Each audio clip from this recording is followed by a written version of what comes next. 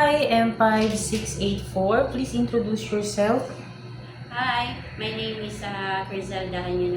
I'm 45 years old. I have 4 kids. For all 4 boys. Her age is 26, 23, 17, and 13. I'm high school graduate. I am separated, and then I'm Catholic. Okay, since I saw that you have experience being a helper in Saudi Arabia, tell me about your experience as a helper in Saudi Arabia.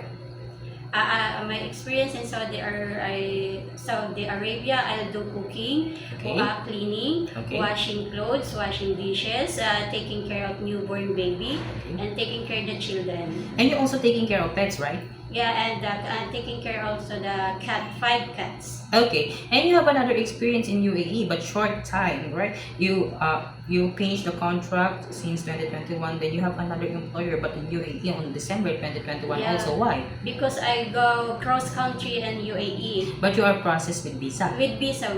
Okay, since I saw that you have experience in UAE, tell me about your experience as a helper in UAE. My experience in UAE is I do household cleaning, ironing, washing clothes, washing dishes, and taking care of the newborn baby and 3 years old children. Okay, and you are the one who taking care of these 3 years old since birth, right? Yes, sir. Okay, since I saw that you have experience taking care of a newborn baby, if you have an idea, how do you prepare a meal for a newborn baby? First, I wash my hands, wash the bottle, sterilize the bottle, and put milk, and lukewarm water, and shaking well, and test temperature, and giving the baby. Okay, if the baby is crying, what will you do? I will take the temperature, feed the baby, and changing diaper. Okay, and if the baby doesn't stop to cry after you check the temperature, you also feed the baby and you also change the diaper. Everything that you have done to the baby to make it stop to cry doesn't work. What will you do? I will call my employer. I will ask him. I will tell him. I will do everything for baby. I will take the temperature. I give food and change diaper, but doesn't stop to cry. So what will I do? Okay, that's the right thing you should do, or you should ask the employer what you should do because maybe the employer knows what to do to the baby to make it stop to cry, right? Yes. Okay, why do you want to work in Hong Kong?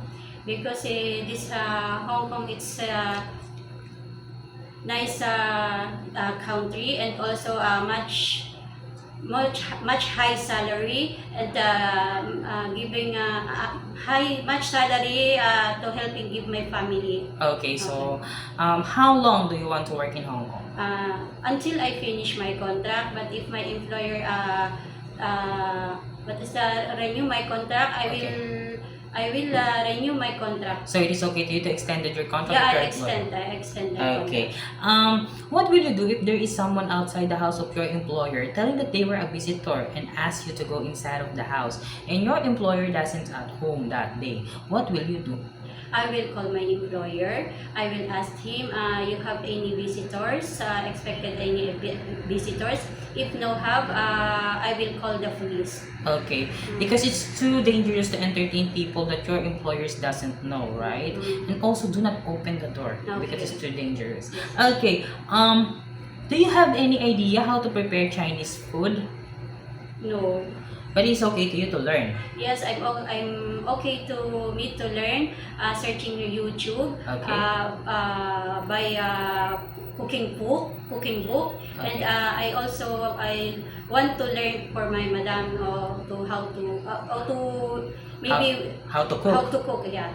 Okay, maybe because if your madam and sir have a time to prepare foods for themselves, you could also watch them how do they prepare, right? Yes, sir. Okay. It is okay to you to eat the food that the employer provides. Yes. It is okay to you to cut your hair into short because I saw that you have a long hair. Yes. Okay. It is okay to you to take care of a newborn. Yes, sir. How about taking care of pets? Yes, sir. Taking care of elderly. Yes, sir. It is okay to you to share jobs with other helper. Yes, sir. How about sharing room with kids? Yes, sir.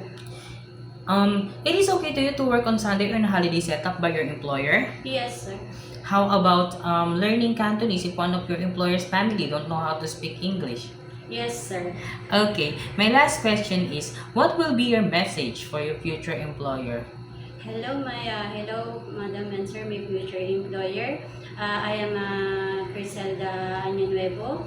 I'm willing to learn how to cook Chinese foods, and I will do my best to take care of your family, to take care of your kids. If you have a newborn baby, I will taking care of good for your newborn baby, and hopefully, sir, you will hire me. Thank you so much, my future employer. Okay, thank you very much, Miss Griselda. Thank you.